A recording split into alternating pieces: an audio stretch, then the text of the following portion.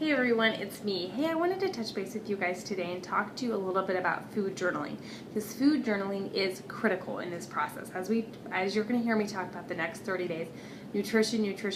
It is so incredibly important as we get on this journey. So I'm going to share with you guys how I food journal. Now there are a couple different files in the file section of this app, so make sure you check those out. Especially if you're a paper person, if you like to keep track of things, on paper, there's some really good files in there. And I'll show you the one that I use.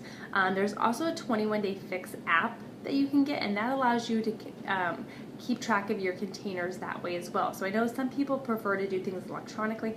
I'm very much a paper girl, so that's why I like to do it this way. The other thing I want to talk to you guys about is kind of budgeting your containers at the beginning of the day. Now, some people like to just keep track of their food throughout the day as they eat and food journal that way. I actually highly suggest, and this is the way I do it, I set my plan in place first thing in the morning. So I essentially set my budget for the day. And the main reason being is because my dinners are always planned. Like, we always know what we're having for dinner.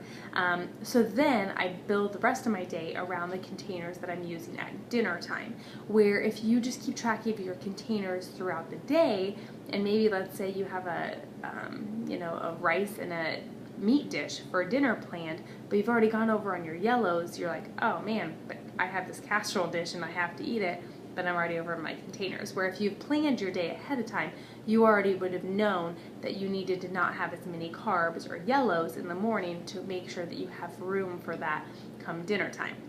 So essentially it's budgeting your day so you don't go over at the end of the day. So here's the form I use, and this is just, I'm going to show you guys, this is just one day. There's 3 days on here. There's 1, 2, 3.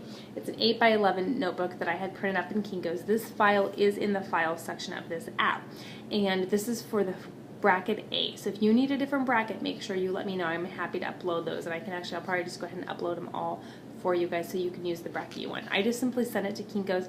I had them bind it. I had them print 30 of them off, so I have 90 days of food journals. So what I will do, so first thing in the morning, I will write down, okay, what am I having for breakfast, my snack, my lunch, etc.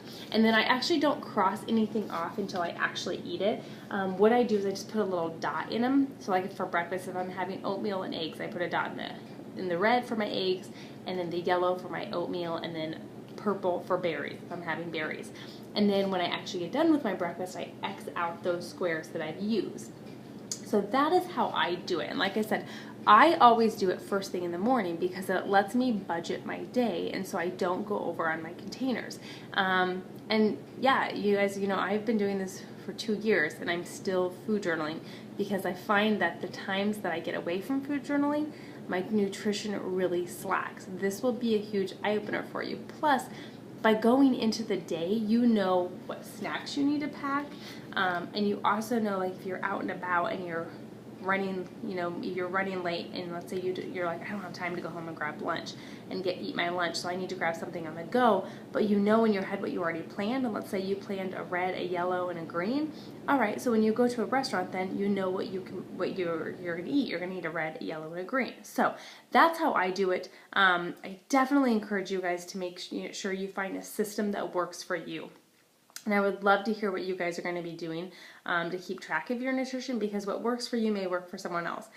This may work for someone. Somebody else may absolutely hate this idea.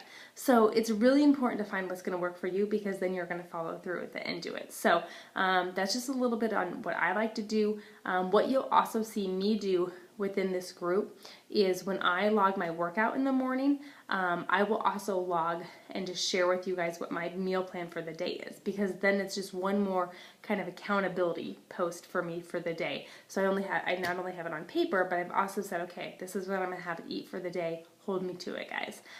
So I encourage you guys to do that too as well. And then, I'm happy to look at meal plans and say, hey, I think you're short on some reds. I think you're short on some purples.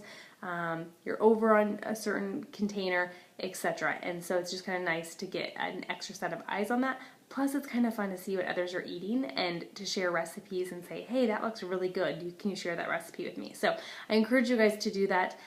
You'll see that from me every day. And yeah, you'll see me budgeting my day and my containers. So if you have any questions, let me know. Like I said, these files are up in the files section of the app, and I'm happy to share anything else or answer any more questions you guys have about food journaling. So have a fantastic Monday, and here is today one. Great. Take care, guys. Bye-bye.